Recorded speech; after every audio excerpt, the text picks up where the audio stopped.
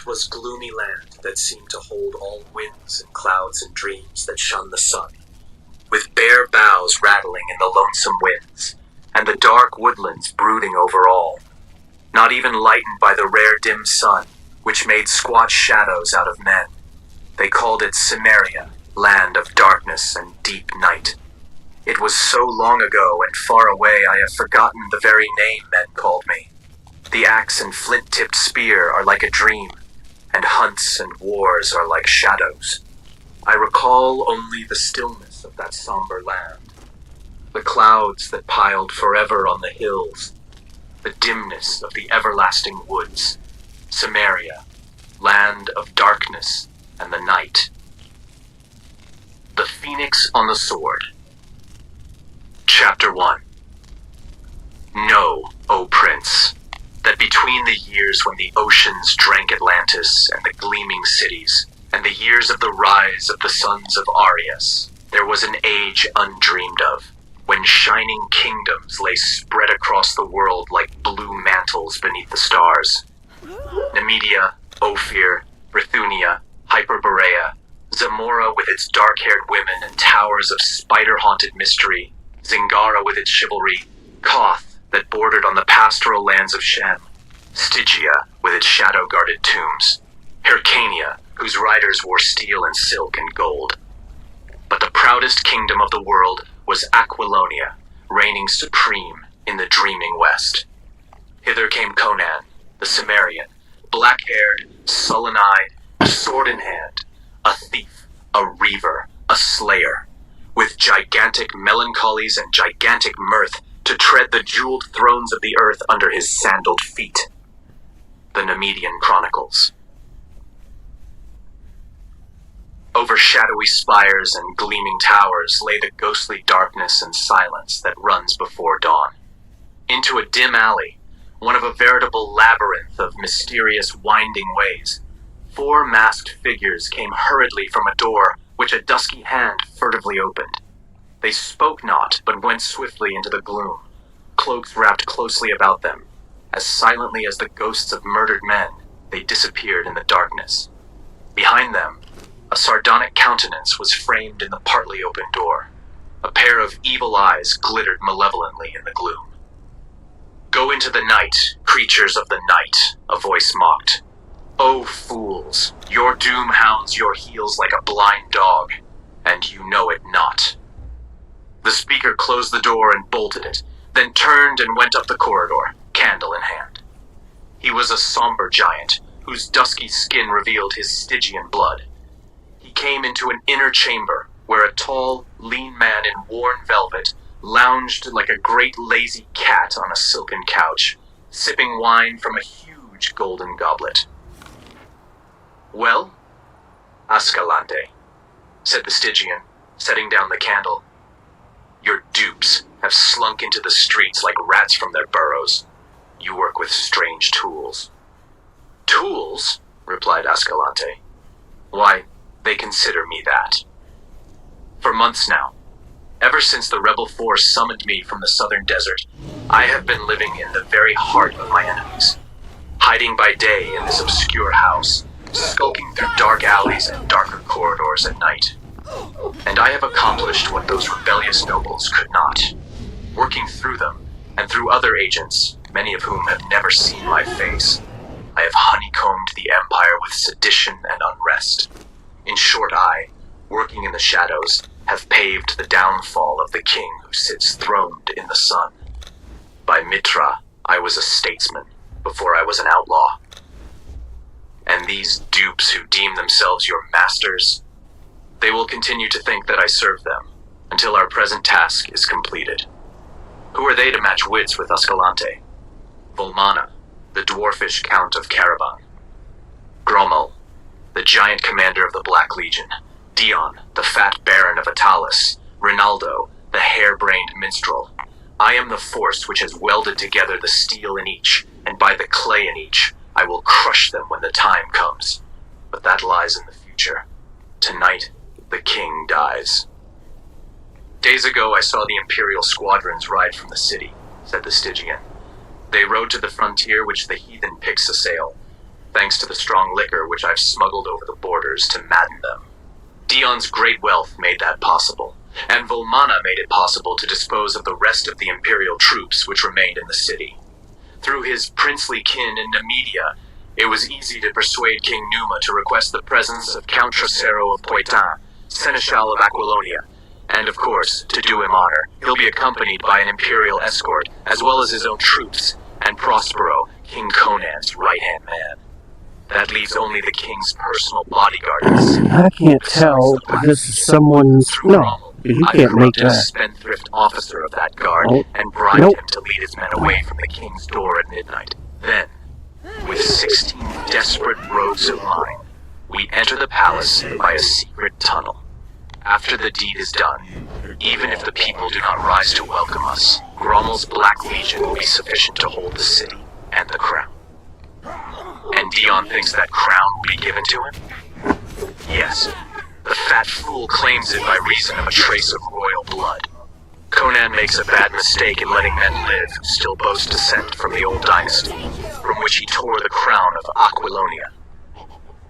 Volmana wishes to be reinstated in royal favor as he was under the old regime, so that he may lift his poverty-ridden estates to their former grandeur.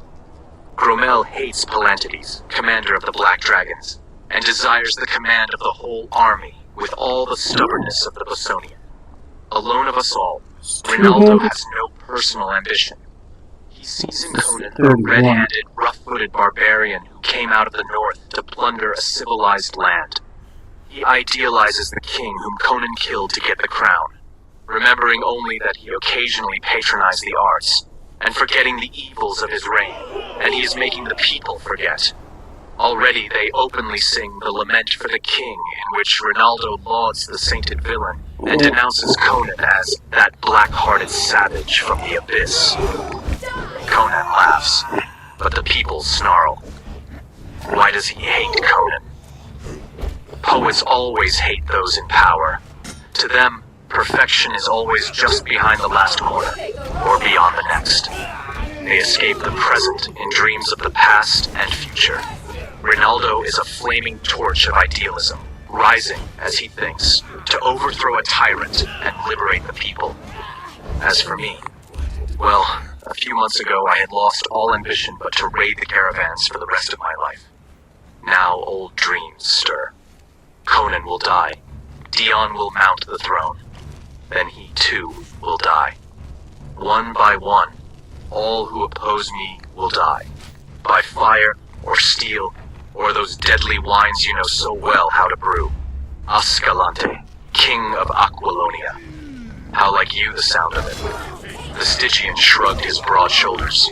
There was a time, he said with unconcealed bitterness, when I, too, had my ambitions, beside which yours seem tawdry and childish. To what a state I have fallen. My old-time peers and rivals would stare indeed could they see both Amun of the Ring serving as the slave of an outlander, and an outlaw at that, and aiding in the petty ambitions of barons and kings. You laid your trust in magic and mummery, answered Ascalante carelessly. I trust my wits and my sword. Wits and swords are as straws against the wisdom of the darkness, growled the Stygian, his dark eyes flickering with menacing lights and shadows. Had I not lost the ring, our positions might be reversed. Nevertheless, answered the outlaw impatiently, you wear the stripes of my whip on your back, and are likely to continue to wear them. Be not so sure. The fiendish hatred of the Stygian glittered for an instant redly in his eyes.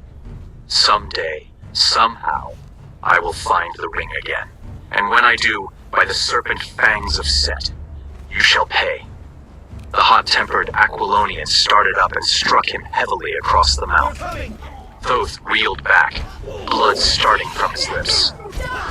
You grow overbold, dog, growled the outlaw. Shit. Have a care. I am still your master who knows your dark secret. Go on upon the the horses. housetops and shout that Ascalante is in the city plotting against the king, if you dare. I dare not, muttered the Stygian. All kinds of horses. No, And guys in you do here. not dare. Ascalante grinned bleakly. Or if I die by your stealth or treachery, a hermit priest in the southern desert will know of it, and will break the seal of a manuscript I left in his hands. And having read, a word will be whispered in Stygia, and a wind will creep up from the south by midnight. And where will you hide your head? Oh, Aemon. The slave shuddered, and his dusky face went ashen. Enough! Ascalante changed his tone peremptorily. I have work for you. I do not trust Dion. I bade him ride to his country estate and remain there until the work tonight is done. So there's really nothing here, I guess. Just gear if you want to steal it and break it down. And if you do not overtake him on the road, proceed to his estate maybe I'll take that until we send for him. Don't let him out of your sight.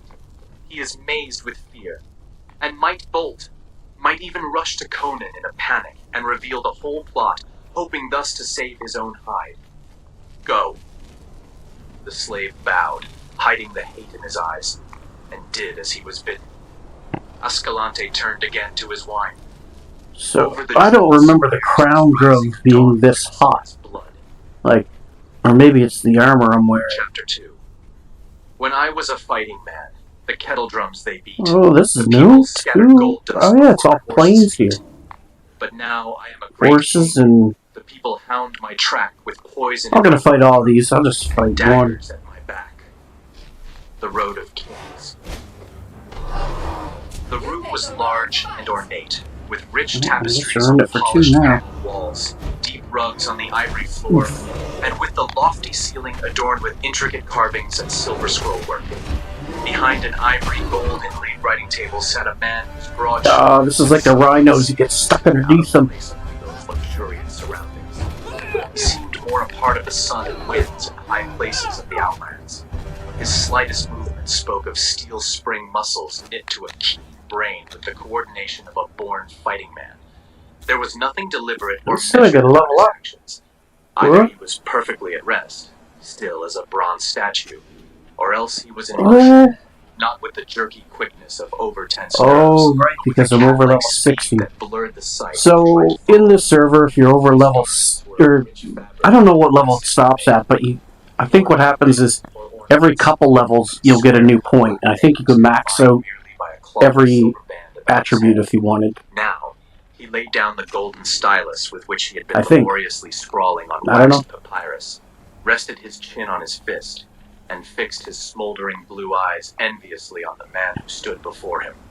This person was occupied in his own affairs at the moment, for he was taking up the laces of his gold-chased armor, and abstractedly whistling, a rather unconventional performance, considering that he was in the presence of a king. "Prospero," said the man at the table, "these matters of statecraft weary me as all the fighting I have done never did." "All part of the game, Conan," answered the dark-eyed Poitanian. "You are king. Oh, shit. You must play the part." So that when you see those gold nuggets on the ground, it must mean that there's something that gives you blood crystal. Since I had a horse between my knees. But Publius says that affairs in the city require my presence. Curse him. When I overthrew the old dynasty, he continued, speaking with the easy familiarity which existed only between the Poitanian and himself. It was easy enough, though it seemed bitter hard at the time. Looking back now over the wild path I followed, all those days of toil, intrigue, slaughter, and tribulation seemed like a dream. I did not. So instead of gaining the level there again. When King Numenides lay dead at my feet, and I tore the crown from his gory head and so now I have one. I had reached the ultimate border of my dreams. I accidentally put one in authority. Not to hold it. A while back. I wanted was a sharp sword and a straight path to my enemies. Now no paths are straight, and my sword is useless. When I overthrew Numenides, then I was the liberator. Now they spit at my shadow. They have put a statue of that swine. So I don't remember, but I don't think and people go and wail before in the regular Exile maps, I don't think you see adult horses rolling around like this. I don't remember seeing the adults, just the babies. But it's been a minute. But now she cannot forgive me. Now in Mitra's temple, there I don't want to kill a horse, but I kind of have to see what happens. Men whom his hangman maimed and blinded. Men whose sons died in his dungeons. Like, Whose wives do they and give daughters something were special? attracted to his seraglio. The fickle fools. Rinaldo is largely responsible, answered Prospero, drawing up his sword belt. Why isn't it running? He sings songs that make men mad. Hang him in his jester's garb to the highest tower in the city. Let him make rhymes for the vultures. Conan shook his lion head. No, Prospero. He's beyond my reach. A great poet Sorry, is buddy. greater than any king. His songs are mightier than my scepter. For he has near ripped the heart from my breast when he chose to sing for me. I shall die and be forgotten, Okay, but nothing really. Rinaldo's songs will live forever. No, Prospero, So it looks like the king continued. that's all changed, but I think the rest of it's all normal. I've been down to Sep City. Undercurrent of which we are not aware. I sense You it can as in my see, 'cause all ear, I these sense are- the tiger hidden in the tall grass. So this stuff's... There is a nameless unrest. Well, it's not all the same, actually. I'll show you. There's... By his small fire amid The city forest, itself and has hears stealthy additions. chatting in the darkness, and almost sees the glimmer of burning eyes. If I could but come to grips with something tangible, that I could cleave with my sword. I tell you, it's not by chance that the Picts have of late so fiercely assailed the frontiers, so that the Bessonians have called for aid to beat them back. I should have ridden with the troops.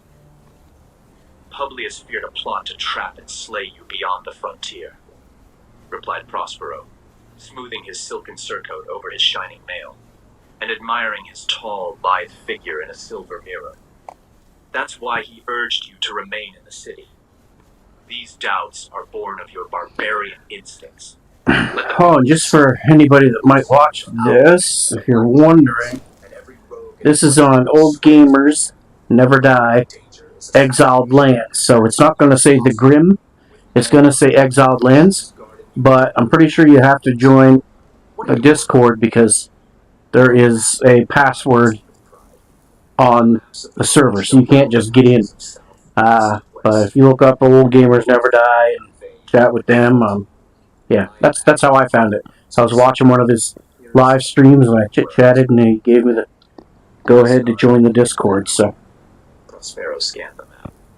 By Mitra, I had almost believed those countries to have been fabulous. Conan grinned savagely, involuntarily touching the scars on his dark face. You had known otherwise. Had you spent your youth on the northern frontiers of Cimmeria. Asgard lies to the north, and Vanaheim to the northwest of Cimmeria, and there is continual war along the borders. What manner of men are these northern folk? Asked Prospero. Tall and fair and blue-eyed, their god is Ymir, the frost giant, and each tribe has its own king. They are wayward and fierce. They fight all day and drink ale and roar their wild songs all night. Then I think you are like... Thought I picked up that water pouch. Oh my gosh, right in front of me. And bellow good Oh, songs. it's already full. Though I never saw another Cimmerian who drank aught but water, or who ever laughed, or ever sang save to chant dismal dirges. Perhaps it's the land they live in, answered the king. A gloomier land never was. All of hills, darkly wooded, under skies nearly always gray, with winds moaning drearily down the valleys.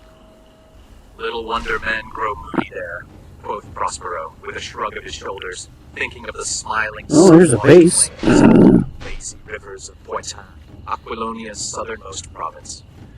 They have no hope here or hereafter, answered Conan.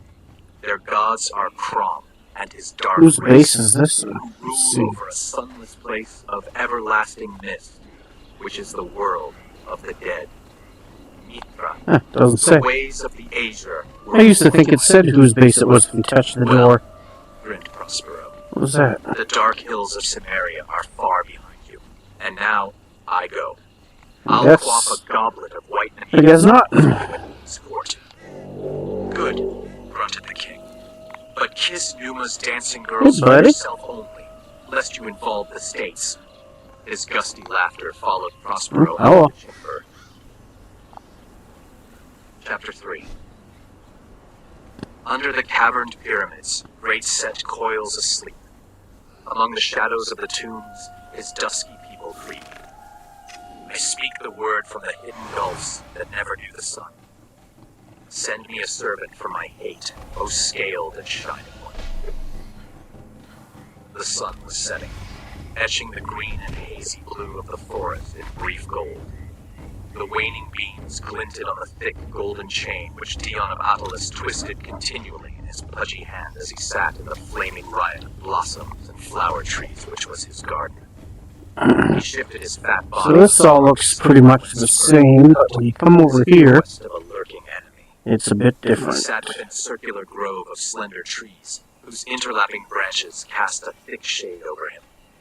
Near at hand a fountain tinkled silverly, and other unseen fountains in various parts of the great garden whispered an everlasting symphony. Dion was alone, except for the great dusky figure which lounged on a marble bench close at hand, watching the Baron with deep, somber eyes.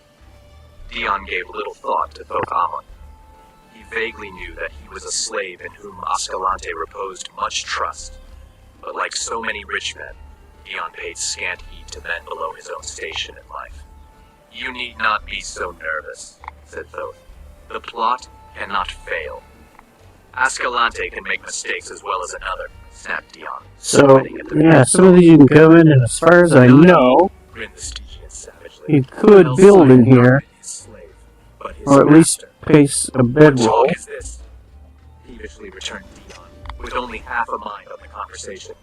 Thoth Amon's eyes narrowed. For all his iron self-control, he was near bursting with long pent-up shame, hate, I wonder. and rage, ready to take any sort of a I desperate don't even know if chance. I have things to What build he with. did not reckon on was the fact that Dion saw him, not as a human being with a brain and a wit, but simply a slave, and as such, a creature beneath notice. Yeah, okay, you can build it. Listen to me. Right in here, right in the city.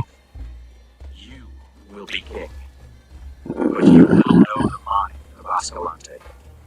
You cannot trust him once Conan is slain. I can help you. If you will protect me when you come to power, I will aid you. Listen, my lord. I was a great sorcerer in the south. Men spoke of Thoth Amon as they spoke of Raman. King Ctesiphon of Stygia gave me great honor, casting down the magicians from the high places to exalt me above them. They hated me, but they feared me, for I controlled beings from outside which came at my call and did my bidding. By Set, mine enemy knew not Oh, the what's hour this? when he might awake I walked right up to this and didn't even see it. A nameless horror in his throat. Uh, I did dark and terrible magic. okay, so it's like a market. Which I found in a nighted tomb a league beneath the earth. No, you can't Forgotten drink. before the first man crawled out of the slimy sea. But a thief stole the ring. Can't interact with anything. The magicians rose up to slay me, and I fled. Disguised as a camel driver, I was traveling in a caravan in the land of Koth when Ascalante's reavers fell upon us. All in the caravan were slain except myself. I saved my life by revealing my identity to Ascalante and swearing to serve him. Bitter has been that bondage. Look at To this hold guy. me fast, What's he a wrote of me in fletcher? manuscript and sealed it and gave it into the hands of a hermit who dwells on the southern borders of Koth. I dare not strike a dagger into him while he sleeps, or betray him to his enemies, for then the hermit would open the manuscript and read. Thus Ascalante instructed him, and he would speak a word in Stygia. Again Thoth shuddered, and an ashen hue tinged his dusty You know skin. this is not going to go well, but Men knew me not in Aquilonia, he said. But should my enemies in Stygia learn my whereabouts, not the width of half a world between us would suffice to save me from such a shit. doom as would blast the soul of a bronze statue. Only a king with castles and hosts of swordsmen could protect me. So I have told you my secret.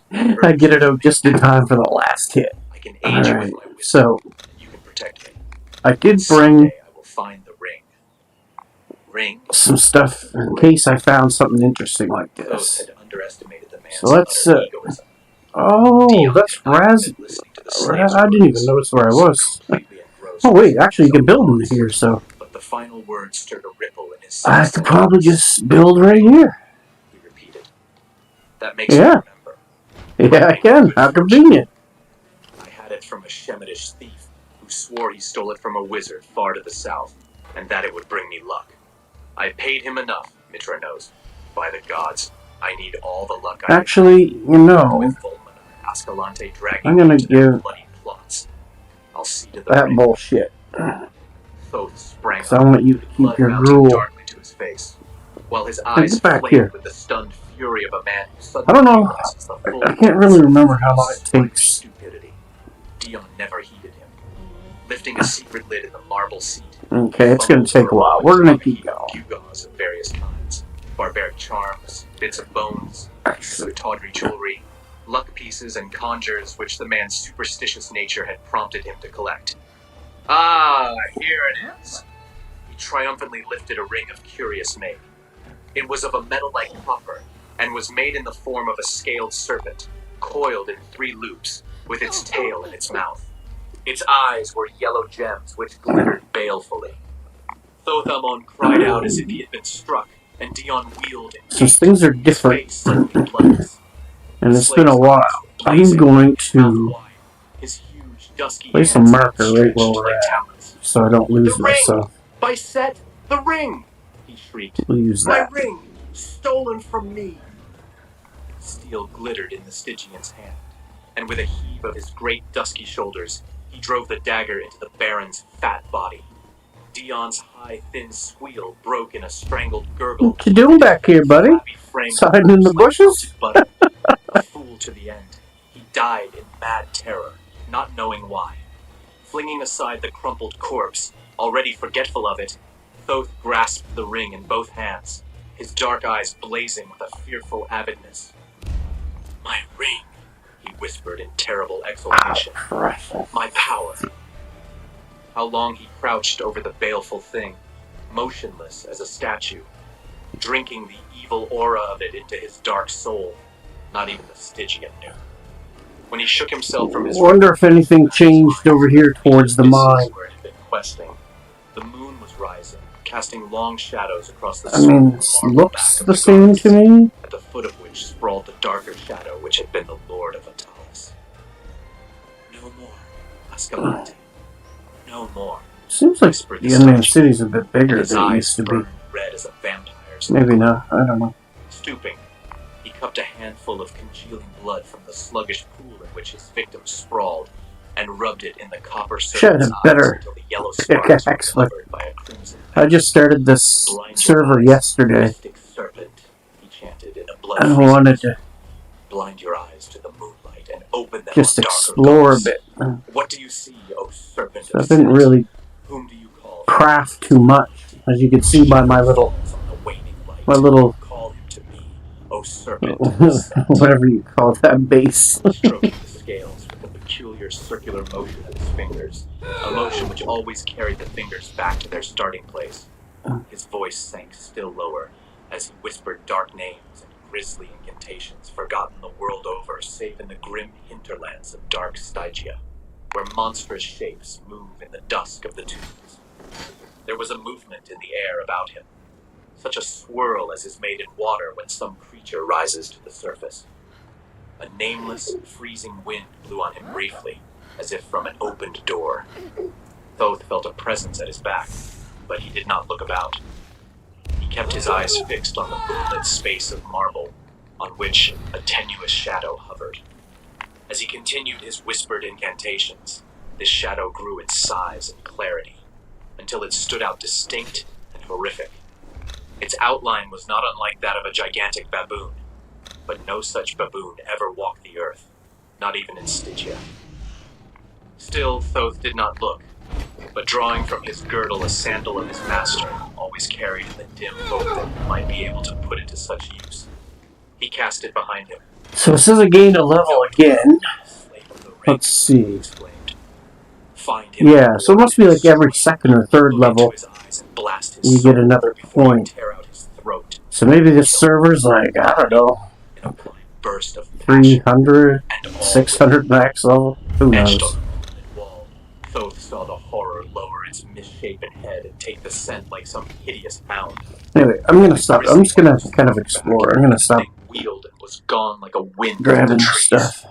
The Stygian flung up his arms in maddened exultation, and his teeth and eyes... It really doesn't look like there's anything different around The here. soldier on guard without the walls yelled in startled horror as a great loping black shadow with flaming eyes cleared the wall and swept by him a swirling rush of Except for I thought there was supposed to be so swift that the bewildered warriors... there's another one here that I could get some armor from. When the world was young and men were weak, and the fiends of the night walked free, Maybe it's over. I strove Oh, with set by fire and steel and the juice of the upas tree. Now that I sleep in the mount's black heart, and the ages take their toll, forget ye him who fought with the snake to save the human soul. Alone in the great sleeping chamber with its high golden dome, King Conan maybe slumbered this is the one. through swirling... Pretty sure I can get some redeemed legion off this guy. Wait, can I knock this guy out? No, it's no yellow. But you never know. There's a lot of new things going on. A man might walk through clouds. He does have a bar. No, he doesn't. No, he doesn't. Until he understood the word it spoke. Okay. It was his own name that was being called across the gulfs of space. You look like you got this guy. This guy spits me on. And he saw that he was in a great dark corridor that seemed to be cut in solid black stone. It was unlighted. So I gained a level. So it must be every third. Ceiling and walls were highly polished, and But it was every time I leveled before up to level 60, I got a point. So maybe it's, I don't know. Shadowy outlines of the name. Oh yeah, look at all that! What? Traversed the corridor for centuries. That's not what I think it Came is. upon a wide stair carved No. in solid rock, and the sides of the shaft were But, adorned with esoteric symbols so ancient and I mean, that King Conan's skin crawled. The steps were carved at each with the abhorrent figure of the old I'll serpent, take this. so that at each step he planted his heel on the head of the snake, as it was intended from old times. But he was nonetheless at ease for all that. Yeah, I even got a pair of boots for you, bro. And at last, in darkness that would have been impenetrable to his material eyes, Carrying he came into a capacity. strange crypt and saw a vague Alright, white figure Dump silhouetted. some. Conan's hair rose up. He grasped his sword. But the Oh yeah, I figure forgot to get spoke her out of in here. tones. Oh man, do you know me? Not I, by Crom, swore the king. Man, said the ancient, I am Epimetrius. But Epimetrius This all seems the same. for 1,500 years, stammered Conan. Oh, excellent. This is my favorite loot. Yeah. As a pebble cast into a dark lake sends ripples to the further shores, happenings in the unseen world have broken like waves on my slumber. I have marked you well, Conan of Samaria, and the stamp of mighty happenings and great deeds is upon you. But dooms are loose in the land, against which your sword cannot aid you. You speak in riddles, said Conan uneasily. Let me see my foe, and I'll cleave his skull to the teeth. Loose your barbarian fury against your foes of flesh and blood, answered the ancient. It is not against... I don't think we're going to continue down here. There are dark worlds barely Everybody knows about that. Not much different there. Fiends which may be drawn from the outer voids to take No, this all looks the same. So I'm just, bidding of evil magicians. I'm really trying to find new stuff. Things that are different. You can see some of it on the map, but some of it you can't. From Stygia, with the dark wisdom of the shadows in his murky soul. As And I don't have any, crawls near him, I have felt the foul presence of... I don't have any of the obelisks unlocked except for and the blows he strikes will bring down the kingdom. where I started. Mounds of the Dead. I have that one. A weapon against him and his Let's hellbound see. pack. But why? Bewilderedly asked Conan. Men say you sleep in the black heart of Gulamira, whence you sent forth your ghost on unseen wings to aid... Oh yeah, shit, I forgot I had that thrall cooking up. But I am an outlander and a barbarian. Peace. The ghostly tones reverberated through the great shadowy cavern. Your destiny is one with Aquilonia. Gigantic happenings are forming in the web and the womb of fate, and a blood-mad sorcerer shall not stand in There's the a few path bases of around here. destiny. Ages ago. Oh my god, since you seem to want to die so much. His prey. All my life, which was as the lives of 3 common men, I fought him. I drove him into the shadows of the mysterious south. But So that's the third one. That should be a point. Okay, it's not. I don't know. I don't know what's going on. I really don't. I fight his worshippers and his votaries and his acolytes. Hold out your sword. Shit. Get out of my wheel. Conan did so, and on the great blade, close to the heavy silver guard. Oh yeah, if you haven't guessed, I'm playing with a controller. White fire in the shadows. And on the instant, that's why I get this. An ancient vanished. I am playing on PC, but obviously. Sprang from his couch in the great golden domed chamber, and as he stood, I don't know whose base this is. Strangeness of his dream, he realized that he was gripping his sword in his hand, and his hair prickled at the nape of his neck, for on the broad blade was carved a symbol, the outline of a phoenix. Valoria Faye. To be a similar figure, carven of stone. That's cool. Now he wondered if it had been but a sword. I'm not here to thief and do all that. I'm just nosy to see who's who. A stealthy sound in the corridor outside brought him to life, and without stopping to investigate, he began to don his armor. Again, he was the barbarian, suspicious and alert as a gray wolf at bay. Chapter 5. What do I know of cultured ways? The guilt, the craft, and the lie. I, who was born in a naked land and bred in the open sky. The subtle tongue, the sophist guile, they fail when the broadswords sing. Rush in and die, dogs. I was a man before I was a king. The Road of Kings. Through the silence which shrouded the corridor of the royal palace stole 20 furtive figures. Their stealthy feet, bare or cased in soft leather, made no sound either on thick carpet or bare marble tile. The torches which stood in niches along the halls gleamed red. Alright, we're coming back. We're not going to stick around for this. Easy all, hissed Ascalante. Stop that cursed loud breathing, whoever it is. The officer of the night guard has removed most of the sentries from these halls and made the rest drunk. But we must be careful, just the same. Back. Here come the guard. They crowded back behind a cluster of carven pillars, and almost immediately, 10 giants in black armor swung by at a measured pace. Their faces showed doubt as they glanced at the officer. I don't see much more different in the city, just that one part. This officer was rather pale. As the guard passed the hiding places of the conspirators, I know there's chests. Seemed to wipe the sweat from his brow. I just don't care right now. He was young. I'll get that later. And this betrayal of a king did not come easy to him. He mentally cursed see if there's anything glorious extravagance done which with had this put him in debt to the moneylenders. big open desert spot here. The guardsmen clanked by and disappeared up the corridor.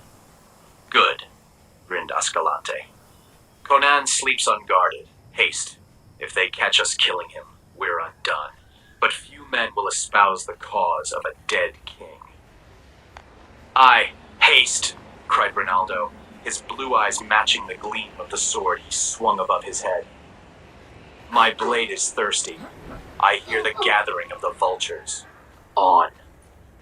They hurried down the corridor with reckless speed and stopped before a gilded door which bore the royal dragon symbol of Aquilonia. Grommel, snapped Ascalante. Break this door open. The giant drew a deep breath and launched his mighty frame against the panels. Doesn't look like there's anything different here. Again he crouched and plunged. What? With a snapping of bolts and a rending crash of wood, the door splintered and burst inward. In! Roared Ascalante, on fire with the spirit of the deed. In!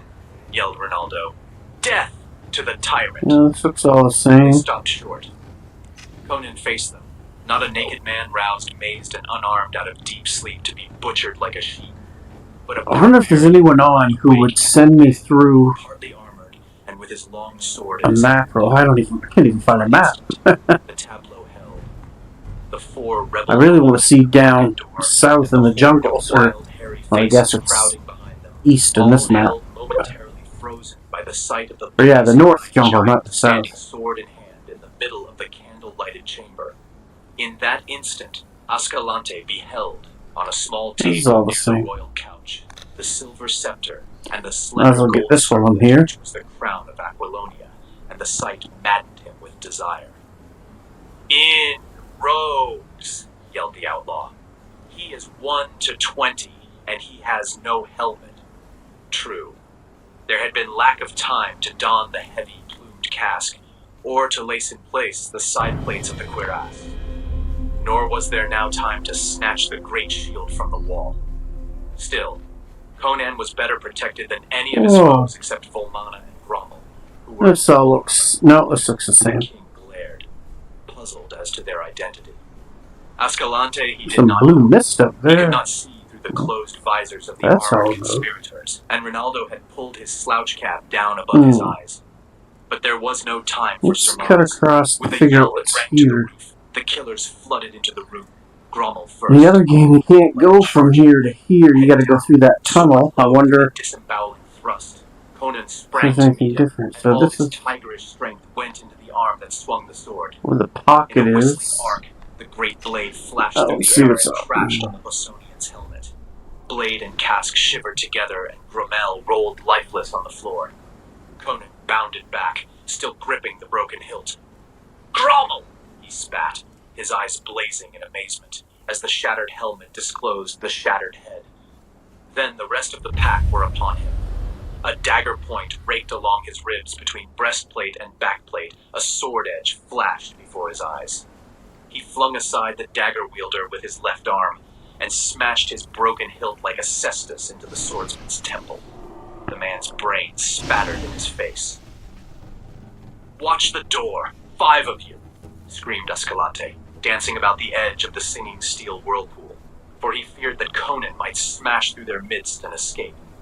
The rogues drew back momentarily, as their leader seized several and thrust them toward the single door, and in that brief respite, Conan leaped and tore therefrom an ancient battle-axe which, untouched by time, had hung there for half a century. With his back to the wall, he faced the closing ring for a flashing instant, then leapt into the thick of them. He was no defensive fighter. Even in the teeth of overwhelming odds, he always carried the war to the enemy. Any other man would have already died there, and Conan himself did not hope to survive. But he did ferociously get some water. as much damage as he could before he fell. His barbaric soul was ablaze, and the chants of old heroes were singing in his ears. As he sprang from the wall, his axe dropped an outlaw with a severed shoulder, and the terrible backhand returned. This looks all the same. Look at that blue mist up there I keep seeing. Maybe I'll go look at that. Past him by breathless margins. The Cimmerian Get some water first. lightning speed. He was like a tiger among baboons as he leaped, sidestepped, and spun, offering an ever-moving target, while his axe wove a shining wheel of death about him. For a brief space, the assassins crowded him fiercely, raining blows blindly and hampered by their own numbers. Then they gave back suddenly. 2 corpses on the floor gave mute evidence of the king's fury, though Conan himself was bleeding from wounds on arm, neck, and legs. "Knaves!" screamed Ronaldo, dashing off his feathered cap, his wild eyes glaring. "Do you shrink from the combat? Shall the despot live? Out on it!" He rushed in, hacking madly, but Conan, recognizing him, shattered his sword with a short, terrific chop, and with a powerful push of his open hand sent him reeling to the floor. The king took Ascalante's point in his left arm, and the outlaw barely saved his life by ducking and springing backward from the swinging axe. Again the wolves swirled in, and Conan's axe sang and crushed. A hairy rascal stooped beneath his stroke and dived at the king's legs, but after wrestling for a brief instant at what seemed a solid iron tower, glanced up in time to see the axe falling, but not in time to avoid it. In the interim, one of his comrades lifted a broadsword with both hands and hewed through the king's left shoulder plate, wounding the shoulder beneath. In an instant, Conan's cuirass was full of blood. Volmana, flinging the attackers right and left in his savage impatience, came plowing through and hacked murderously at Conan's unprotected head. The king ducked deeply, and the sword shaved off a lock of his black hair as it whistled above him. Conan Conan pivoted on his heel and struck in from the side. The axe crunched through the steel grass, and Volmana crumpled with his whole left side caved in. "Volmana," gasped Conan breathlessly. "I'll know that dwarf in hell." He straightened to meet the maddened rush of Ronaldo. I see it here now, too, right in front of me, and then armed only with a dagger. off to the right behind that building. Lifting his axe. "Ronaldo." Maybe it's always been like that. I don't think it was, though. I don't remember. "Back! I would not slay you." "Die, tyrant!" screamed the mad minstrel. Now I'm not really seeing it that way, only this way. Conan delayed the blow he was loath to deliver until it was too late. Only when he felt the bite of the steel in his unprotected side did he strike, in a frenzy of blind desperation. Ronaldo dropped with his skull shattered, and Conan reeled back against the wall, blood spurting from between the fingers which gripped his wound. "In! Now and slay him!" yelled Ascalante. Conan put his back against the wall and lifted his axe. He stood like an image of the unconquerable primordial, legs braced far apart, head thrust forward, one hand clutching the wall for support, the other gripping the axe on high, with the great corded muscles standing out in iron ridges, and his features frozen in a death snarl of fury, his eyes blazing terribly through the mist of blood which veiled them. The men faltered, wild, criminal, and dissolute though they were, yet they came of a breed men called civilized, with a civilized background. Here was the barbarian, the natural killer. They shrank back. The dying tiger could still deal death. Conan sensed their uncertainty and grinned mirthlessly and ferociously. "Who dies first?" he mumbled through smashed and bloody lips. Ascalante leaped like a wolf, halted almost in midair with incredible quickness, and fell prostrate to avoid the death which was hissing toward him. He frantically whirled his feet out of the way and rolled clear as Conan recovered from his pistol. Okay, so this is nothing? I guess it's always been here and I just never noticed. Another mysterious desperado chose this instant to charge, followed half-heartedly by his fellows. He intended killing Conan before the Cimmerian could wrench his axe from the floor, but his judgment was faulty. The red axe lurched up. Oh, somebody put that there. Crimson caricature of a man catapulted back against the legs of the attacker. Maybe this will send me north. A fearful scream Or burst from the east. ropes at the door as a black misshapen shadow fell across the wall. All but Ascalante wheeled at that cry, and then, howling like dogs, they burst blindly through the door in a raving, blaspheming mob, and East. scattered through the corridors in screaming flight. Ascalante did not look toward the door. He had eyes Oh, that's back. He I don't supposed remember that where the these voice places of the are. blast roused the palace, and that the loyal Lake guards were upon him. Base. So even in that moment, it seemed strange that his heart Lake. and foes screamed so terribly in their flight. It's gotta be one of these. Looked toward the door because he was watching the outlaw with the burning Oh, eyes. I don't know where it's at. I'm not gonna take it. In this extremity, Ascalante's cynical philosophy did not desert him. All seems to be lost, particularly honor, he murmured. However, the king is dying on his feet, and whatever other cogitation might have passed through his mind is not to be known. For, leaving the sentence uncompleted, he ran lightly at Conan just as the Cimmerian was perforce employing his axe arm to wipe the blood from his blinded eyes. But even as he began his charge, there was a strange rushing in the air, and a heavy weight struck terrifically between his shoulders.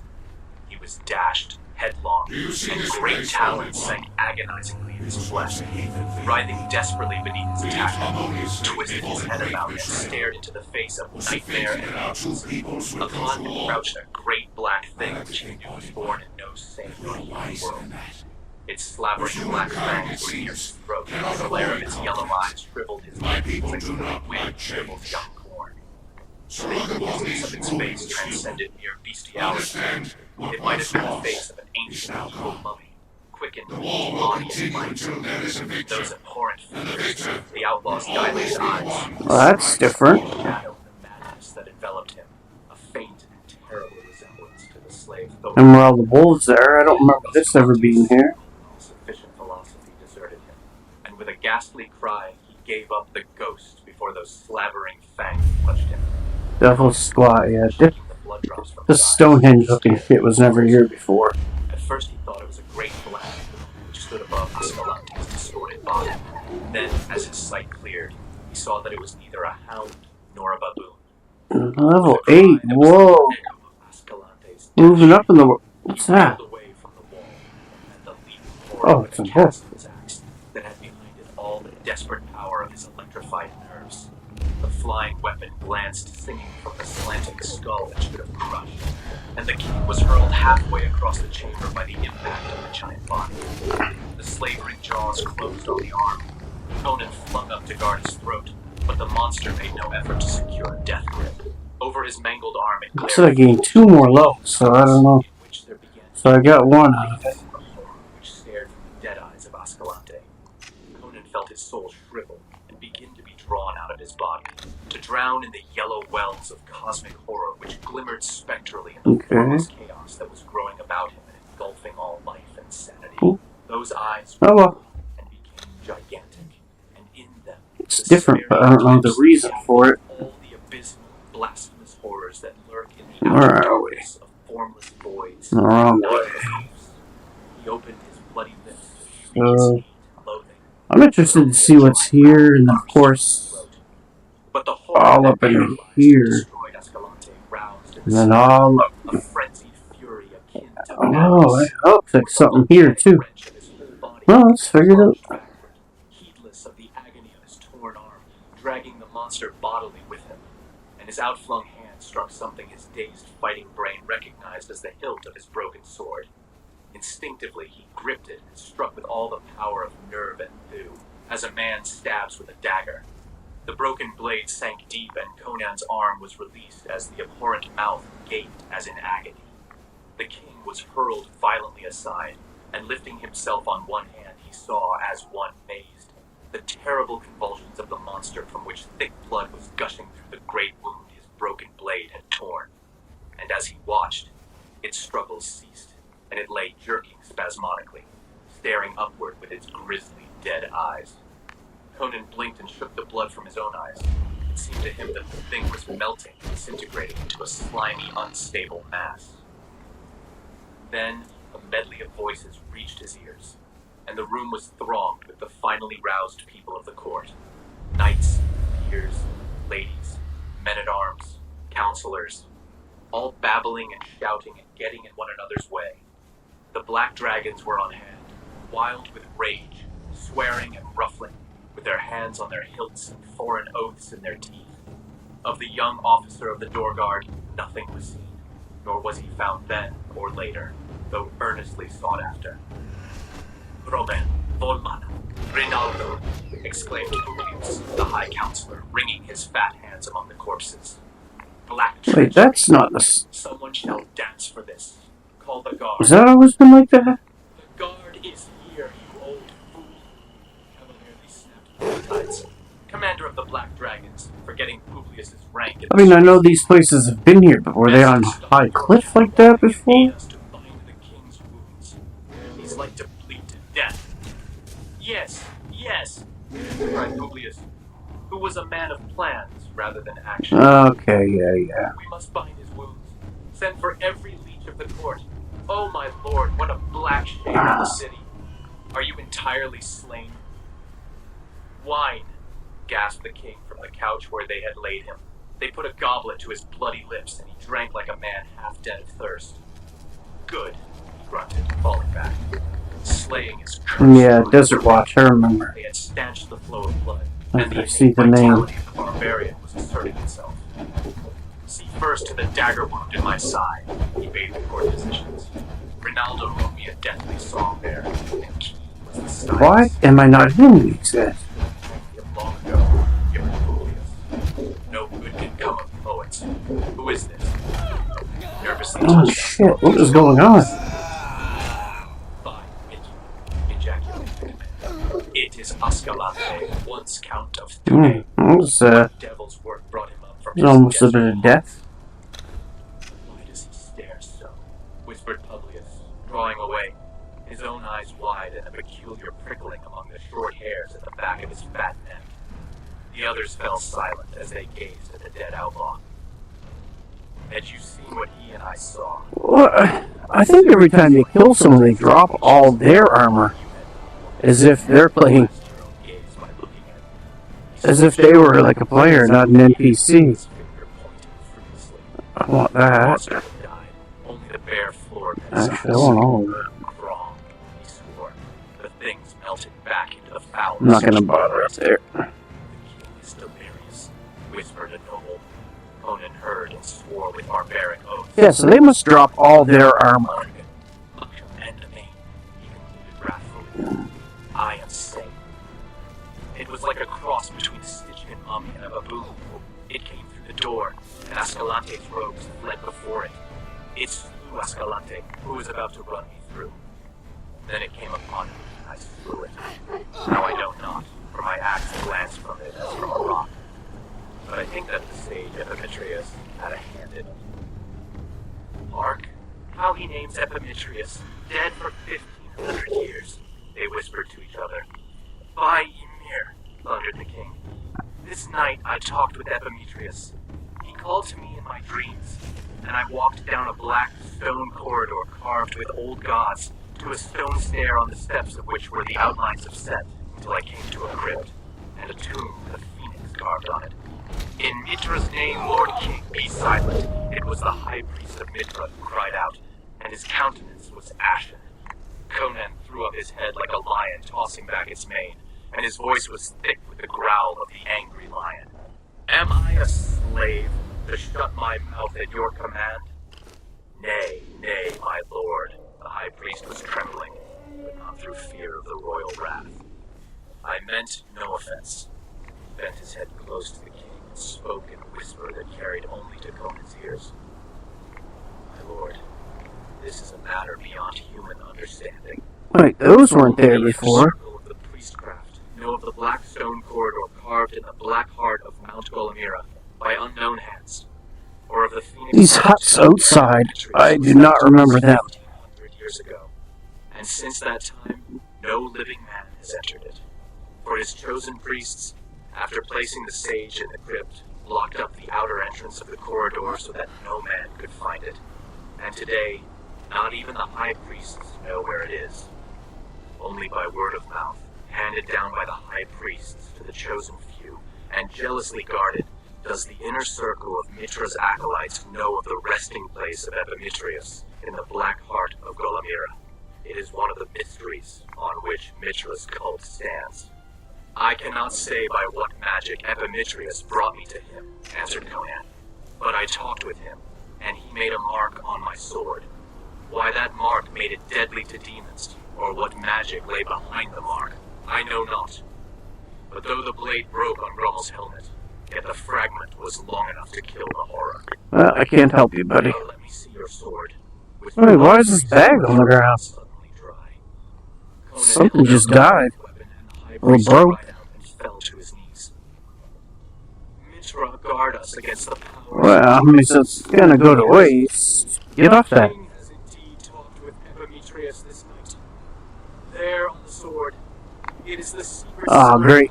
Someone's gonna think I lured this over here. Of the immortal phoenix, which broods forever over his tomb. A candle, quick! Look again at the spot where the king said the goblin died. It lay in the shade of a broken screen. They threw the screen aside and bathed the floor in a flood of candlelight. What the fuck? Silence fell over the people as they looked. Who is this? Some fell on their knees calling on Mitra, and some fled screaming from the chamber. There on the floor where the monster had died, there lay, like a tangible shadow, a broad, dark stain that could not be washed out. The thing had left its outline clearly etched in its blood. That outline was of no being of a sane and normal world. Grim and horrific, it brooded there, like the shadow cast by one of the apish gods that squat on the shadow mountains of deep temples in the dark land of Stygia. The Scarlet Citadel. Chapter 1. They trapped the lion on Shadow's plain. They waited Oh, hey. with an iron chain. Is that fog or is this all water now? They cried, the Woe to the cities of river and plain, if ever the lion stalks again. Old battle. Oh, this is all water now. The roar of battle had died away. Oh. Victory mingled with the cries of the dying. Like gay-hued leaves after an autumn storm, the fallen littered the plain. The sinking sun shimmered on burnished That helmets. looks like Silver breastplates. it is. Regal folds of silken standards. Or it is not. Inside, But that does. their steel-clad riders, flowing manes and blowing plumes, stained alike. Oh, it is. About them and among them, like the drift of a storm. Good to know. Slapped with trampled bodies and steel caps and leather jerkins. That makes sense. The aqueduct's broken, it's all filled with water. A fanfare of triumph all over the plain, and the hoofs of the victors crunched in the breasts of the vanquished, as all the straggling, shining lines converged inward like the spokes of a glittering wheel, to the spot where the last survivor still waged unequal strife.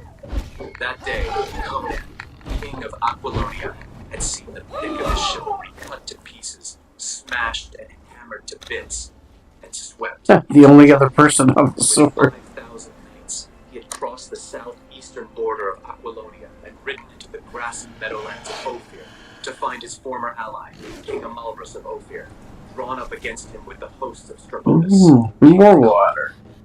Too late, he had seen the trap. All that a man might do, he had done with his 5,000 cavalrymen against the 30,000 knights, archers, and spearmen of the conspirators. Without bowmen or infantry, he had hurled his armored horsemen against the oncoming host, had seen the knights of his foes in their shining mail go down before his lances, had torn the opposing center to bits, driving the riven ranks headlong before him, only to find himself caught in a vice as the untouched wings closed in. Strabonus's Shemitish bowmen had wrought havoc among his knights, feathering them with shafts that found every crevice in their armor, shooting down the horses, the Kothian pikemen rushing in to spear the fallen riders. The mailed lancers of the routed center had reformed, reinforced by the riders from the wings, and had charged again and again, sweeping the field by sheer weight of numbers. The Aquilonians had not fled. They had died on the field, and of the 5,000 knights who had followed Conan southward, not one left the field alive. And now the king himself stood at bay among the slashed bodies of his house troops, his back against a heap of dead horses and men. Ophirian knights in gilded mail leaped their horses over mounds of corpses to slash at the solitary figure. Squat Shemites with blue-black beards, dark-faced Kothian knights ringed him on foot. The clangor of steel rose deafeningly. The black-mailed figure of the Western king loomed among his swarming foes, dealing blows like a butcher wielding a great cleaver. Readerless horses raced down the field. About his iron-clad feet grew a ring of mangled corpses. His attackers drew back from his desperate savagery, panting and livid. Now through the yelling, cursing lines rode the lords of the conquerors. Strabonus, with his broad, dark face and crafty eyes. Amalrus, slender. So that's quite a bit different. Treacherous, dangerous as a cobra. And a lean, bulging Silverlante, clad only in silken robes, his great black eyes glittering from a face that was like that of a bird of prey. Of this, Kothian wizard dark tales were told. Tousle-headed women in northern and western villages frightened children with shame. Rebellious slaves were put to base submission quicker than by the lash. How do you not have any health damage? And said that he had only applied for a darkness, bound slaves living victims, and that in nameless pits below the hill whereon his palace sat, he trafficked with the powers of darkness, trading screaming girl slaves for unholy secrets. He was the real ruler of Goth. Now he grinned bleakly as the kings reined back a safe distance from the grim, iron-clad figure looming among the dead. Before the savage blue eyes blazing murderously from beneath the crested, dented helmet, the boldest shrank. Conan's dark, scarred face was darker yet with passion, while his black armor was hacked into tatters and splashed with blood, his great sword red to the crosspiece. In this stress, all the veneer of civilization had faded. It was a barbarian who faced his conquerors. Conan was a Cimmerian by birth, one of those fierce folk who dwelt in their cloudy land. His saga, which had led him to the throne of Aquilonia, was the basis of a whole cycle of hero tales.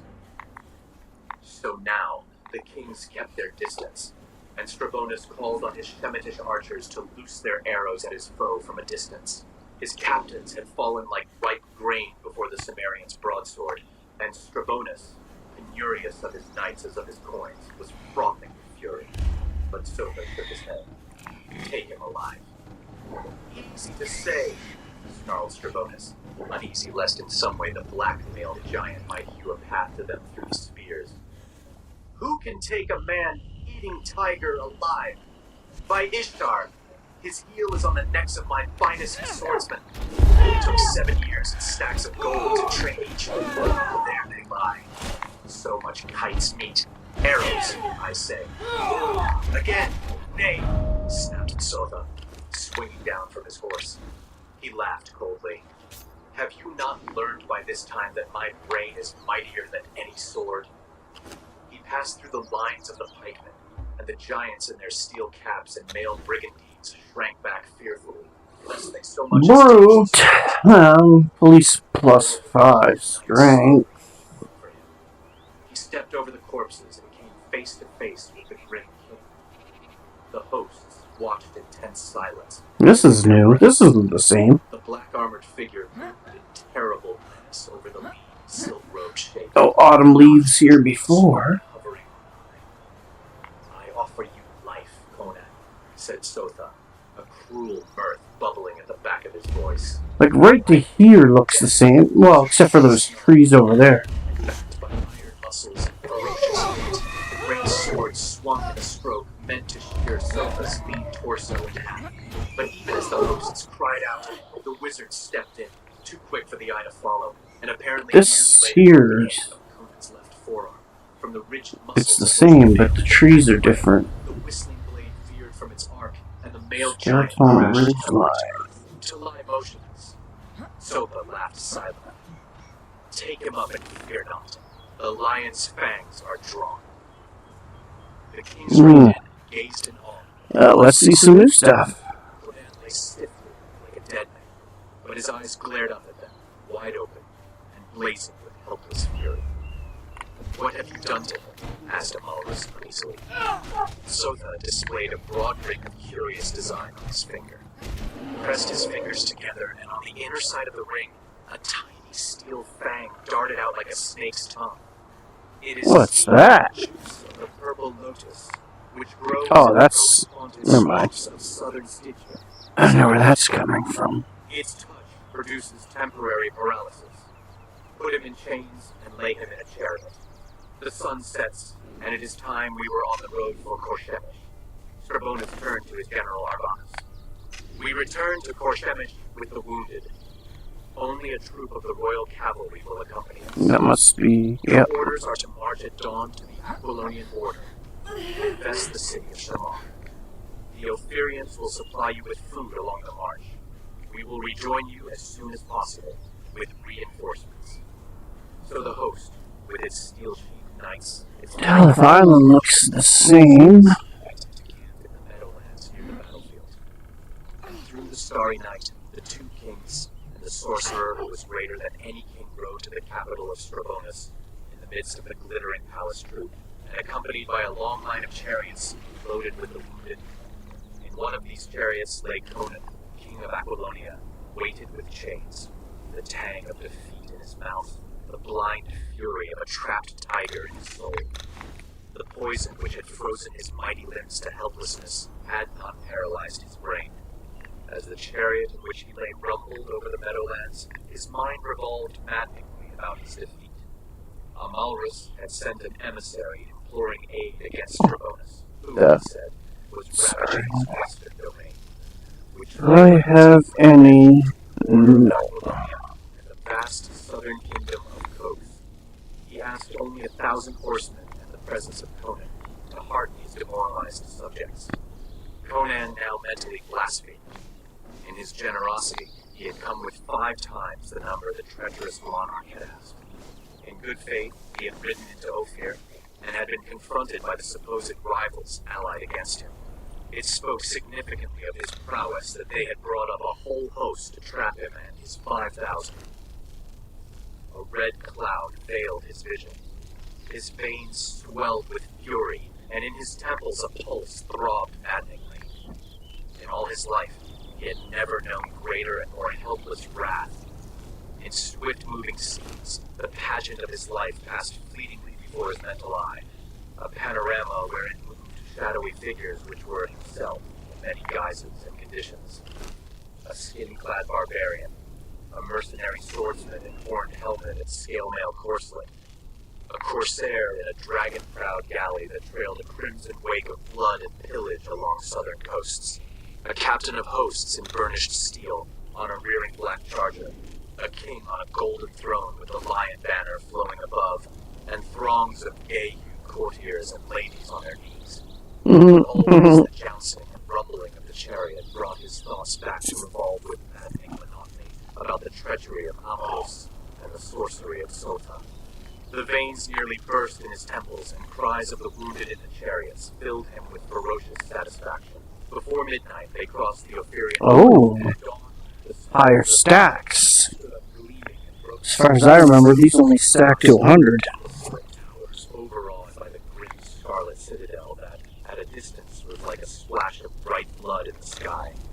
That was the castle of Sota. Only one narrow street, paved with marble and guarded by heavy iron gates, led up to it, where it crowned the hill dominating the city. The sides of that hill were too sheer to be climbed elsewhere.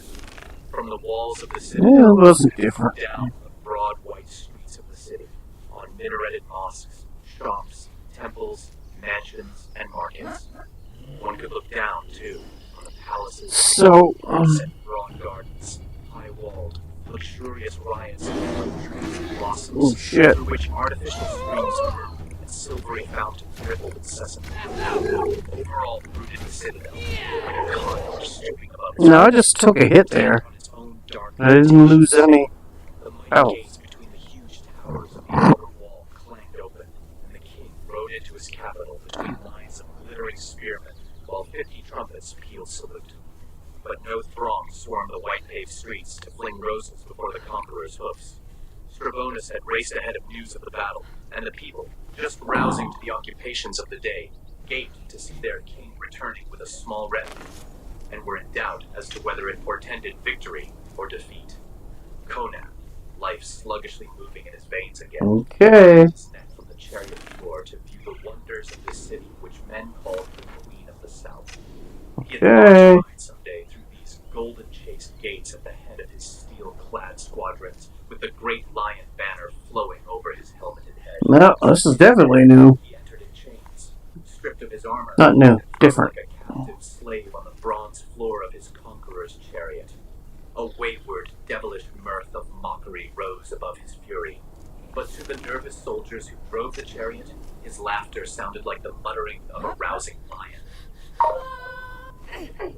Chapter 2. Gleaming shell of an outworn mine. Damn. I mean, just saw it like that. You gained your crowns by heritage. Blood was the price of mine. The throne that I won by blood and sweat, by crom, I will not sell. For promise of valleys filled with gold, or threat of the halls of hell, the road of kings. In the citadel, in a chamber with a domed ceiling of carven jet, and the fretted arches of doorways glimmering with strange dark jewels, a strange conclave came to pass. Conan of Aquilonia, blood from unbandaged wounds caking his huge limbs, faced his captors. On either side of him stood a dozen black giants, grasping their long-shafted axes. In front of him stood Sota, and on divans lounged Scribonus and Amalus in their silks and gleaming jewels. Naked slave boys beside them pouring wine into cups carved of a single sapphire. Oh my god, it's wolves everywhere. Naked before one daggers on his white limbs, his blue eyes blazing beneath the tangled black mane which Oh god. over his Oh god. forehead. He dominated the scene, turning to tinsel the pomp of the conquerors by the sheer vitality of his elemental personality, and the kings in their pride swore aware of it each in his secret heart, and were not at ease. Only Tsotha was not disturbed. Our desires are quickly spoken, King of Aquilonia, said Tsotha. It is our wish to extend our empire. And so you want to swine my kingdom, rasped Conan. What are you but an adventurer seizing a crown to which you had no more claim than any other wandering barbarian? Parried Amalrus. We are prepared to offer you suitable compensation. Oh wow, look at all the wolves. There was a gust of deep Definitely wolf country. the price of infamy and treachery. I am a barbarian, so I shall sell my kingdom and its people for life and your filthy gold? Ha. How did you come to your crown? You and that black-faced pig beside you. Your fathers did the fighting and the suffering, and handed their crowns to you on golden platters. What you inherited without lifting a finger, except to poison a few brothers, I fought for. You sit on satin and guzzle wine the people sweat for, and talk of divine rights of sovereignty. Bah! I climbed out of the abyss of naked barbarism to the throne, and in that climb I spilt my blood as freely as I spilt that of others. Oh my god, wolves and hogs. Wrong. It is I. How have you proved yourselves, my superiors? I found Aquilonia in the grip of a pig like you, one who traced his genealogy for 1,000 years. The land was torn with the wars of the barons, and the people cried out under oppression and taxation. Today, no Aquilonian noble dares maltreat the humblest of my subjects, and the taxes of the people are lighter than anywhere else in the world. Okay. Your brother, Amalrus, holds the eastern half of your kingdom and defies you. And you, Strabanus, your soldiers are even now besieging castles of a dozen or more rebellious barons. The people of both your kingdoms are crushed into the earth by tyrannous taxes and levies. And you would loot mine. Ha! Free my hands, and I'll varnish this floor with your brains. So the grinned bleakly to see the rage of his kingly companions. All this, truthful though it be, is beside the point. Our plans are no concern of yours. Your responsibility is at an end when you sign. There's really not much going on here, except for a lot of animal. What was that? I've seen something up there. And escort you to the eastern frontier. Something rendered in and out. Why in my stomach? I just ate, didn't I? Except with the added burden of a traitor's name. Conan's laugh was like the deep, short bark of a timber wolf. Our Pello, eh? I've had suspicions of that butcher of Pelia. Can you not even steal and pillage frankly and honestly? But you must have an excuse, however thin. Our Pello claims a trace of royal blood, so you use him as an excuse for theft. Lovers of spite. I'll see you in hell first. Oh, so nice here. You are in our hands, and we can take both crown and life at our pleasure.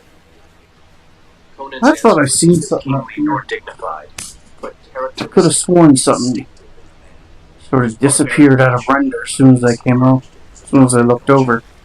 He spat full in Amalrus' Let's take a... eyes. The king of Ophir leaped up with a scream of outraged fury, groping for his slender sword. Drawing it, he rushed at the Cimmerian, but Tsotha intervened. Wait, your majesty, this man is my prisoner. Aside, wizard, shrieked Amalrus, maddened by the glare in the Cimmerian's blue eyes.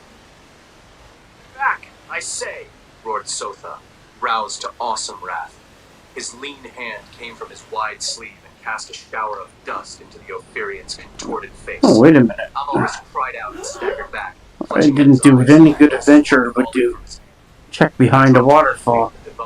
While the Kothian guards looked on stolidly, King Nope. Strabanus hurriedly gulped another goblet of wine, holding it with hands that trembled. Amalrus lowered his hands and shook his head violently, intelligence slowly sifting back into his gray eyes. I went blind, he growled. What did you do to me, wizard?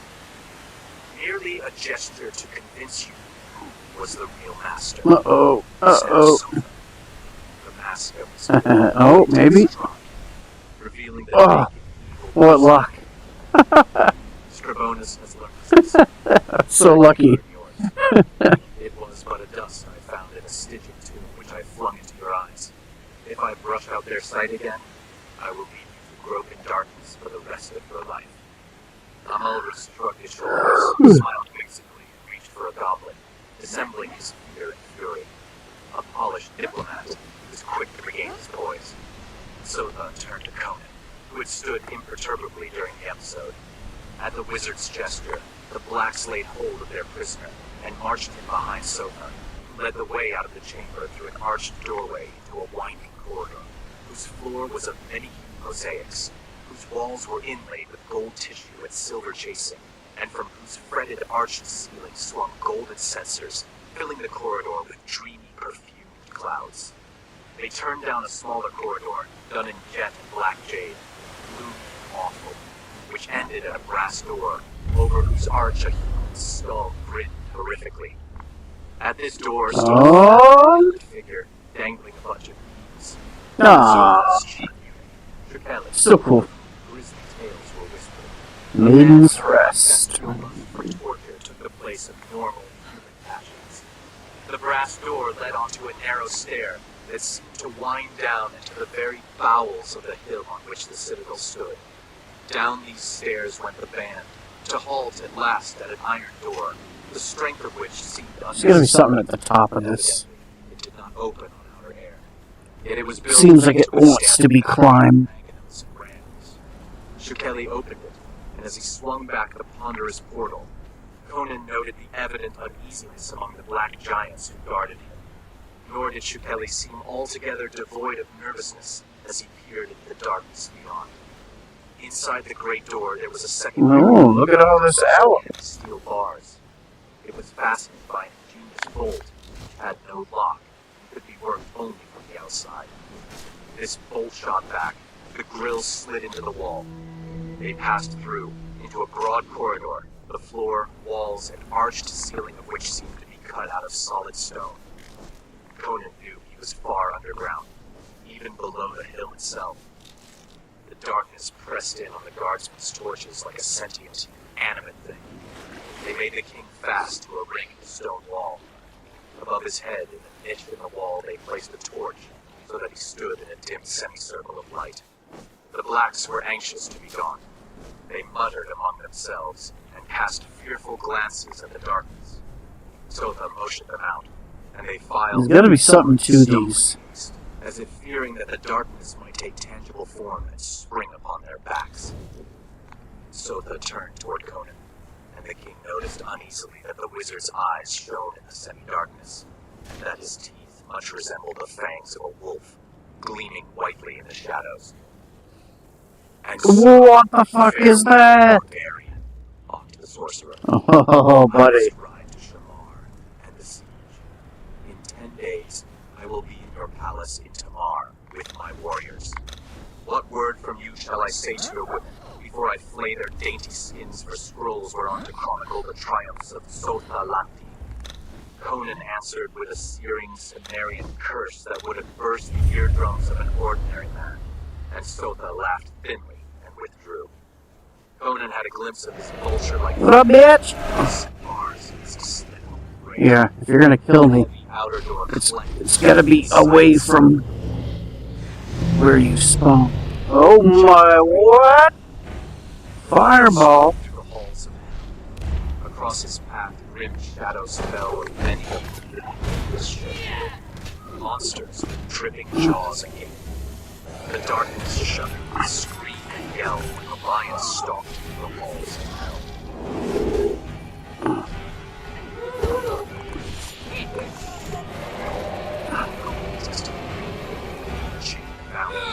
Oh, you should have been attacking him. Shackles were beyond even his iron strength. The links of which were as thick as his thumb were fastened to a band of steel about his waist. A band broad as his head, half an inch thick. The sheer weight of his shackles would have slain a lesser man with exhaustion. The locks that held man and shoe were massive affairs that a sledgehammer could hardly have dented. As for the ring, evidently it went clear to the wall and was clinched on the other side. Conan cursed, and panic surged through him as he glared into the darkness that pressed against the half-circle light. All the superstitious dread of the barbarian slept in his soul, untouched by civilized logic. His primitive imagination filled the subterranean darkness with grisly shapes. Besides, his reason told him that he had not been placed there merely for confinement. His captors had no reason to spare him. He had been placed in these pits for a definite doom. Cursed Oh himself. shit, Thrall, you're getting it. You're getting the shit kicked out of you.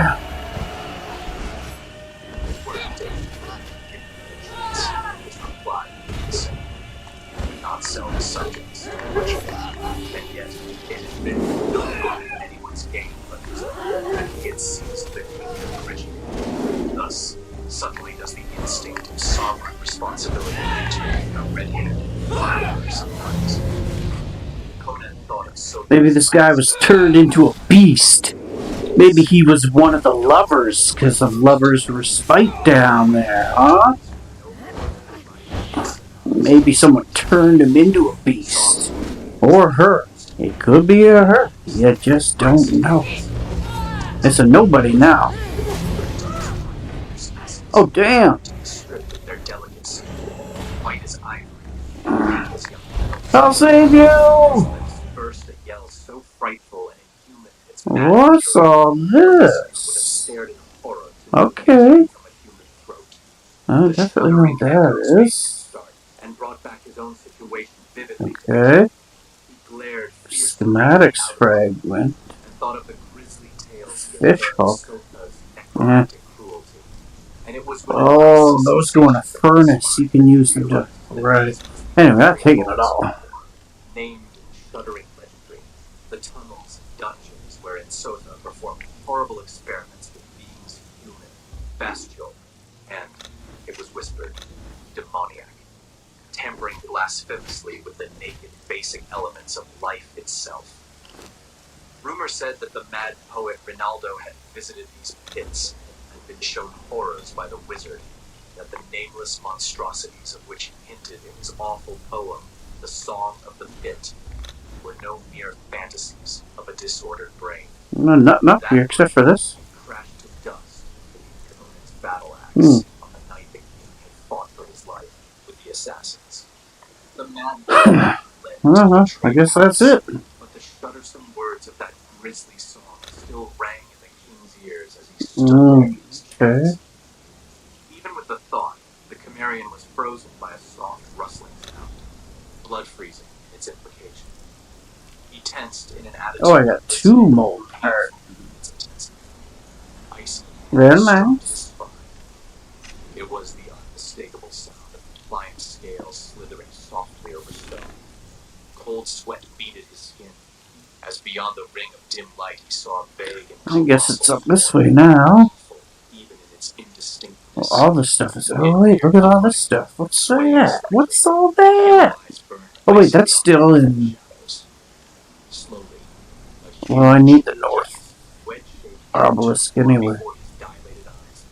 From the darkness oozed flowing scaly coils, the ultimate horror of reptilian development. It was a snake that dwarfed all Conan's previous ideas of snakes. 80 feet it stretched from its pointed tail to its triangular head, which was bigger than that of a horse. In the dim light, its scales glistened coldly, white as hoarfrost. Surely this reptile was one born and grown in darkness, yet its eyes were full of evil and sure sight. It looped its tightened coils in front of the captive, and the great head on the arching neck swayed a matter of inches from his face. Its forked tongue almost brushed his lips as it darted in. How do I keep Its getting... fetid odor made his senses reel with There. Fuck. great yellow eyes burned into his. Conan gave back the glare of a trapped wolf. He fought against the mad impulse to grasp the great arching neck in his tearing hands. Strong beyond the Okay, fighting that many wolves. Nope. He had broken the neck of a python in a fiendish battle on the Stygian coast in his corsair days. But this reptile was venomous. He saw the great fangs, a foot long, curved like scimitars. From them dripped a colorless liquid that he instinctively knew was death. He might conceivably crush that wedge-shaped skull with a desperate clenched fist, but he knew that at his first hint of movement, monster would strike like lightning. It was not because of any logical reasoning process that Conan remained motionless, since reason might have told him, since he was doomed anyway, to goad the snake into striking and get it over with. It was the blind black instinct of self-preservation that held him rigid as a statue blasted out of iron. Now the great barrel reared up and the head was poised high above his own, as the monster investigated the torch. Oh, Redwood! No way! Awesome! I gotta go check that out in a few. Red jets of agony shot through Conan's brain, yet he held himself not by the twitching of a muscle or the flicker of an eyelash did he betray the pain of the hurt that left a scar he bore to the day of his death. The serpent swayed above him, as if seeking to ascertain whether there were in truth life in this figure which stood so death-like still. Okay, a double jump? Unexpectedly, the outer door, all but invisible in the shadows, clanged stridently. The serpent, suspicious as all its kind, whipped about with a quickness incredible to its bulk, and vanished with a long-drawn slithering down the corridor. The door swung open and remained open. The grille was withdrawn, and a huge dark figure was framed in the glow of torches outside. The figure glided in, pulling the grille partly to behind it, leaving the bolt poised.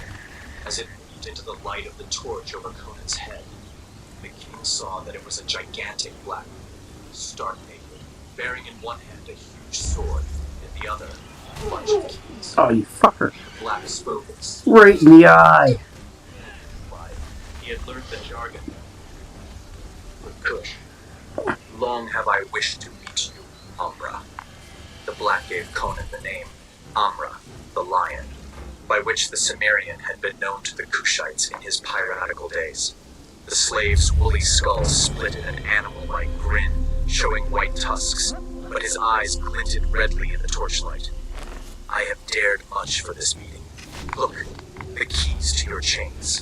I stole them from Shukali. What will you give me for them? He dangled the keys in front of Conan's eyes.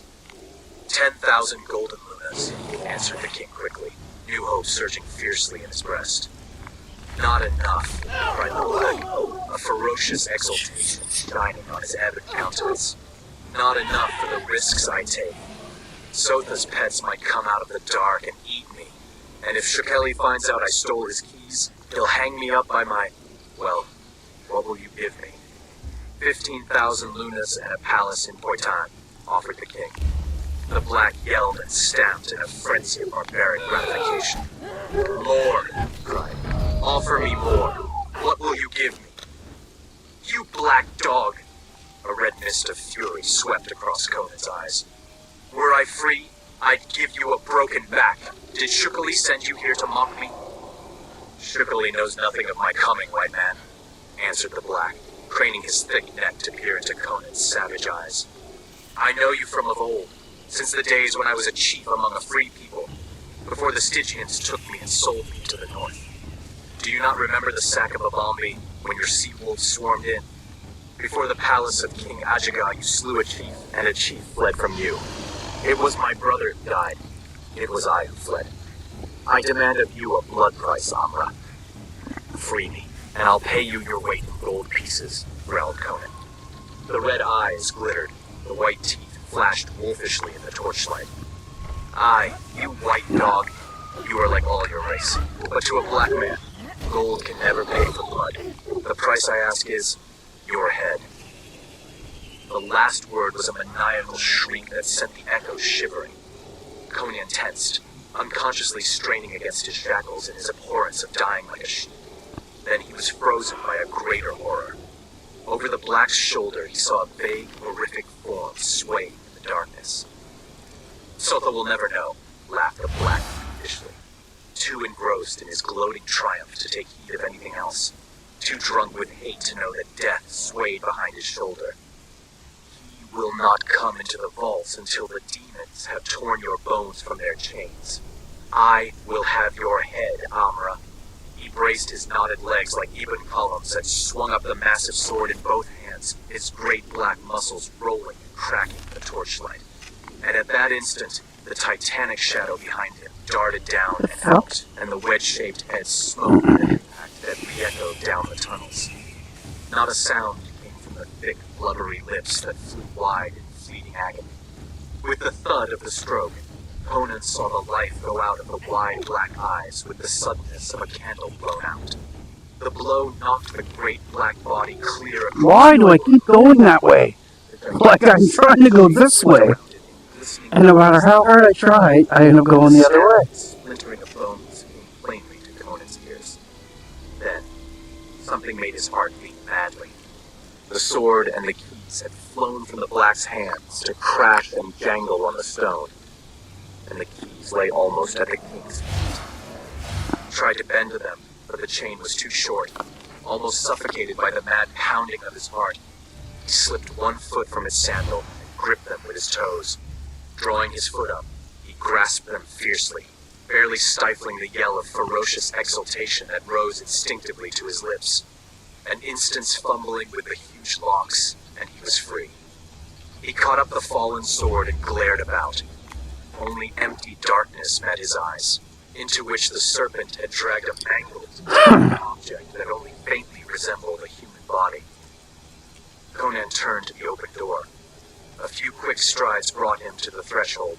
A squeal of high-pitched laughter shrilled through the vaults, and the grill shot home under his very fingers. The bolt crashed down. Through the bars peered a face like a fiendishly mocking carven gargoyle. Shookily, the eunuch, who had followed his stolen keys. Surely he did not, in his gloating, see the sword in the prisoner's hand. With a terrible curse, Conan struck as a cobra strikes.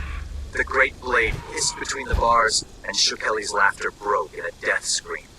The fat eunuch bent at the middle, as if bowing to his killer, and crumpled like tallow, his pudgy hands clutching vainly at his spilling entrails.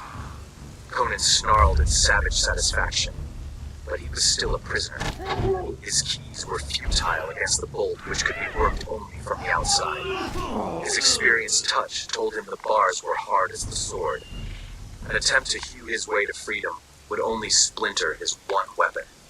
Yet he found dents on those adamantine bars, like the marks of incredible fangs, and wondered with an involuntary shudder what nameless monsters had so terribly assailed the barriers.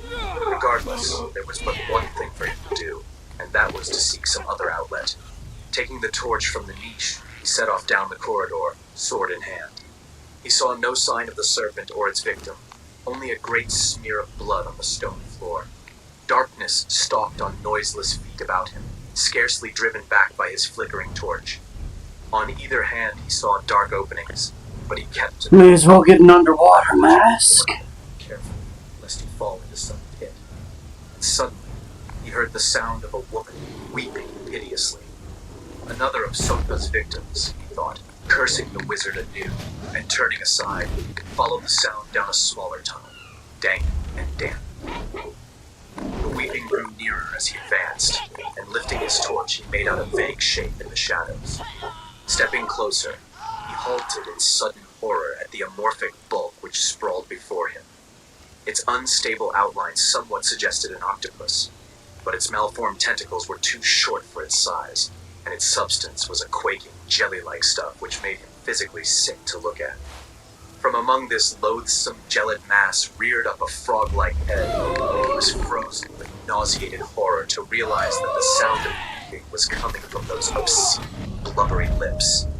The noise changed to an abominable, high-pitched tittering as the great, unstable eyes of the monstrosity rested on him, and it hitched its quaking bulk toward him. He backed away and fled up the tunnel, not trusting his sword.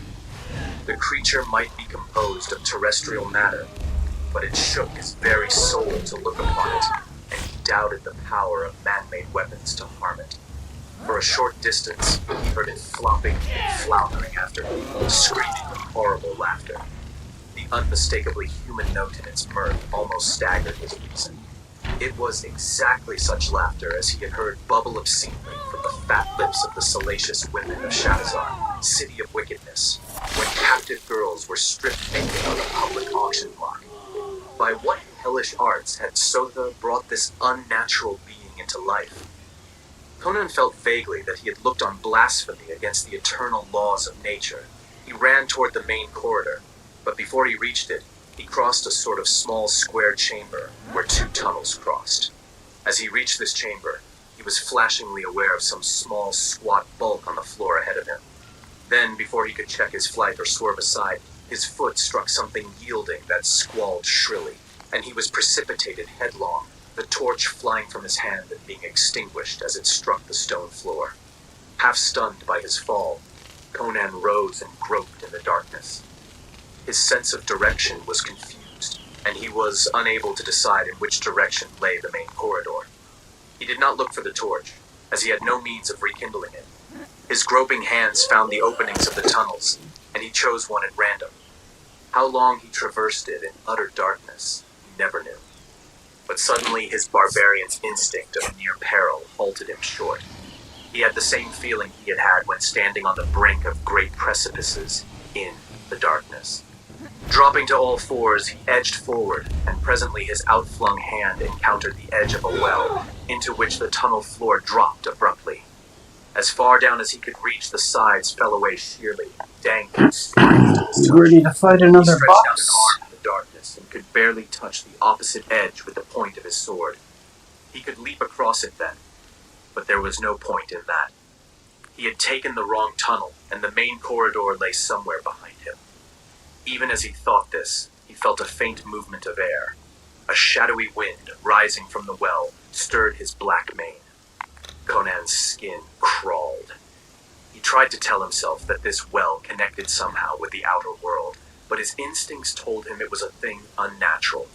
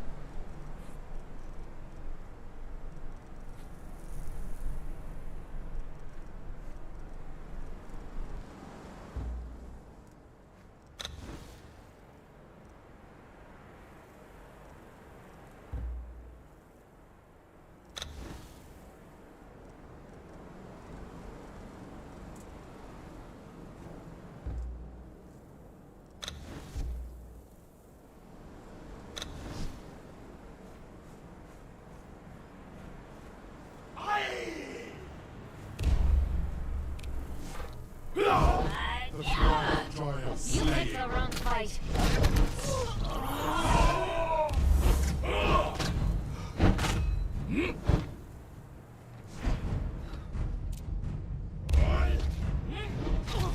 Your death will be as Curse you!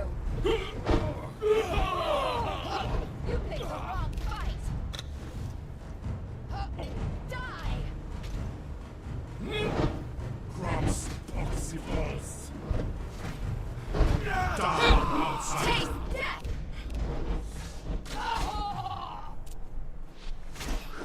God take you!